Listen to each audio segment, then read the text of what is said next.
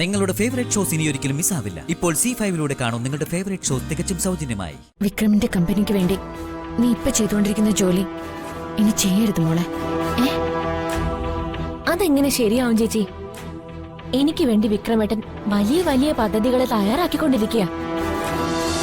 അവക്കെന്തോ മൂക്കി കയറുക. അത് തീരുന്നതുവരെ മോളങ്ങ് ഒന്ന് അഡ്ജസ്റ്റ് ചെയ്യേ കേട്ടോ. കെറിവ് തീരുമ്പോഴേ നിന്റെ വന്ദനാമ്മയുടെ മുഖം തെളിഞ്ഞോളും. അവളൊരു പാവമാന്നേ. എന്നാ മുത്തശ്ശേരി കഥ പറ. അയ്യോ പെട്ടല്ലോ. അത് ഇന്ന് ആരുടെ കഥ വേണം പറ. അപ്പൂപ്പന്റെ അമ്മൂമ്മയുടെ കഥ പറയട്ടെ. വേണ്ട, ശ്രീകൃഷ്ണന്റെ മതി. ഓ ശ്രീകൃഷ്ണൻ. ആലോചിക്കട്ടെ. ആ കംസവധം മതിയോ? ആ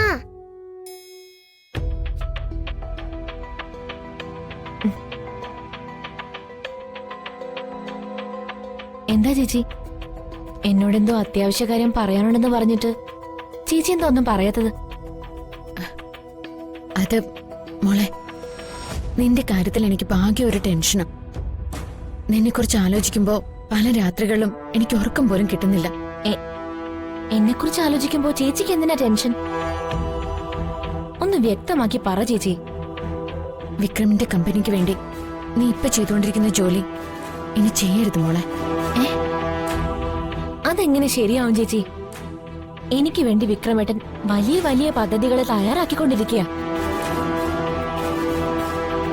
അദ്ദേഹത്തിന്റെ ഓരോ നീക്കങ്ങളും എന്റെ ഉയർച്ചയ്ക്ക് വേണ്ടിയാ ചേച്ചി. അങ്ങനെയുള്ള ഒരാളിനെ എനിക്ക് ധിക്കരിക്കാനോ നിരാശനാക്കാനോ പറ്റില്ല. കാരണം അത് ഞാൻ എന്റെ ഭർത്താവിനോട് ചെയ്യുന്ന തെറ്റല്ലേ. വർഷേ, മിന്നുന്നതെല്ലാം പൊന്നല്ല എന്ന് ഞാൻ നിന്നോട് ഫോണിൽ പറഞ്ഞു, നീ ഓർക്കുന്നില്ലേ?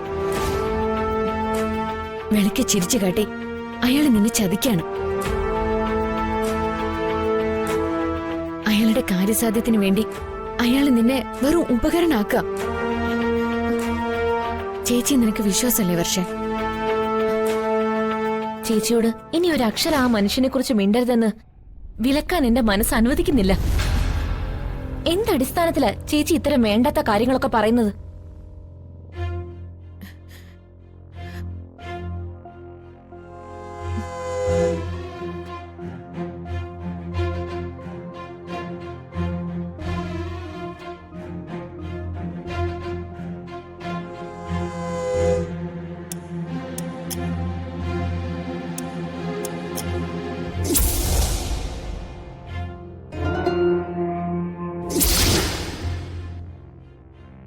ഈ ഫോണിലുള്ള ഞെട്ടിക്കുന്ന സത്യങ്ങളുടെ അടിസ്ഥാനത്തിൽ, തെളിവുകളുടെ അടിസ്ഥാനത്തിൽ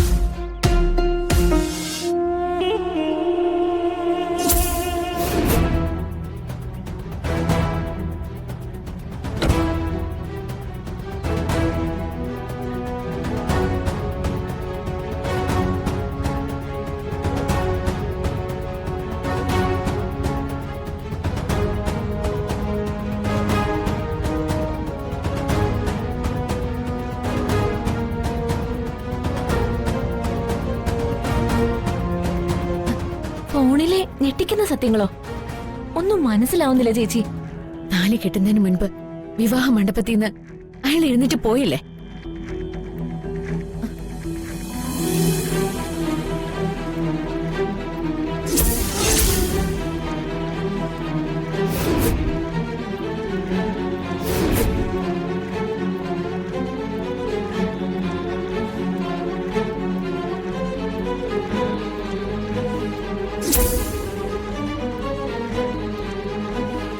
വിക്രം അറിയാതെ ഞാൻ അയാളെ ഫോളോ ചെയ്തിരുന്നു.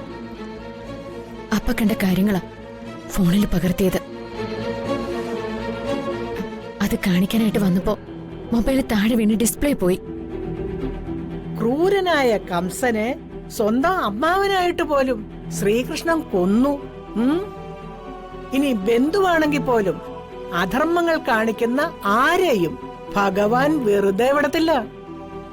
കൂരമ്പുകൾ അയച്ച് അയച്ചയച്ച് കൊന്നുകളായി. കഥ ഇഷ്ടപ്പെട്ടോ? പറയ്, ഇഷ്ടപ്പെട്ടോ? ഇപ്പൊ മനസ്സിലായോ മോക്ക്? അയ്യോ എന്റെ ദൈവമേ, ഇതാര്? വിക്രമോനോ? അയ്യോ. Hi uncle. ഹായ് മോളു. മോനെ ഇരിക്ക്. ഞാനേ മോൾക്ക് ഒരു കഥ പറഞ്ഞു കൊടുത്തോണ്ടിരിക്കുകയായിരുന്നു.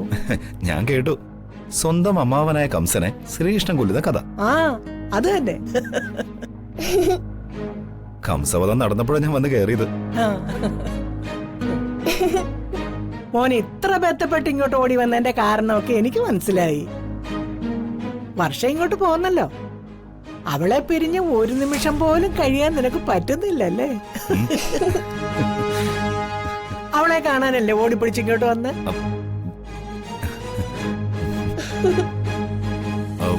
മുത്തശ്ശിക്ക് വേറെ ആരോഗ്യ പ്രശ്നമൊന്നുമില്ലല്ലോ? ഓ ഒന്നുമില്ല. നീ എന്നെ സ്വന്തം മുത്തശ്ശിയായിട്ട് ഏറ്റെടുത്തതിൽ പിന്നെ മുത്തശ്ശിക്ക് ഒരു ആരോഗ്യം കൂടെ വന്നിട്ടുണ്ട്. ആഹാ. വർഷമോളെ ഇങ്ങോട്ട് വാ. ദേ വിക്രം വന്നിരിക്കുന്നു.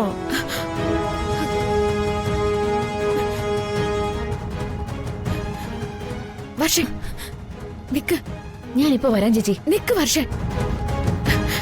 ദൈവമേ, എല്ലാ കാര്യങ്ങളും വർഷയെ പറഞ്ഞ് മനസ്സിലാക്കാനുള്ള നല്ലൊരു അവസരമാണല്ലോ നഷ്ടമായത്.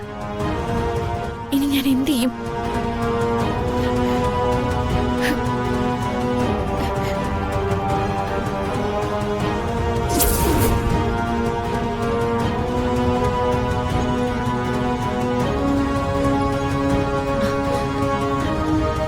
വിക്രമേട്ട വന്നിട്ട് കുറെ നേരമായോ?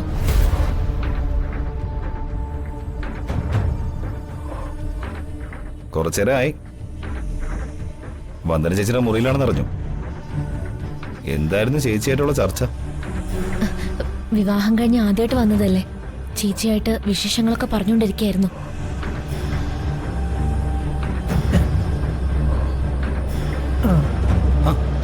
ഹായ് വന്ദനച്ചി.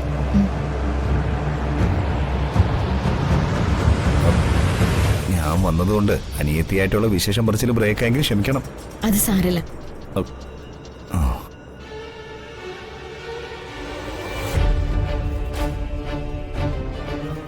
എന്റെ വർഷം, നീ എന്ത് പണിയാ കാണിച്ചത്? ബിസിനസിന്റെ കാര്യത്തിൽ കുട്ടികളെ കളിക്കുന്ന എനിക്ക് ഇഷ്ടമല്ല. ഏൽപ്പിച്ച ജോലിയിൽ ഉത്തരവാദിത്തം കാണിക്കാതെ വീട്ടിൽ വന്നുള്ള വിശേഷം പറച്ചില് അത്ര നല്ല ശീലമല്ല. അതിനി എന്തിന്റെ പേരിലാണെങ്കിലും തെറ്റ് തന്നെയാ.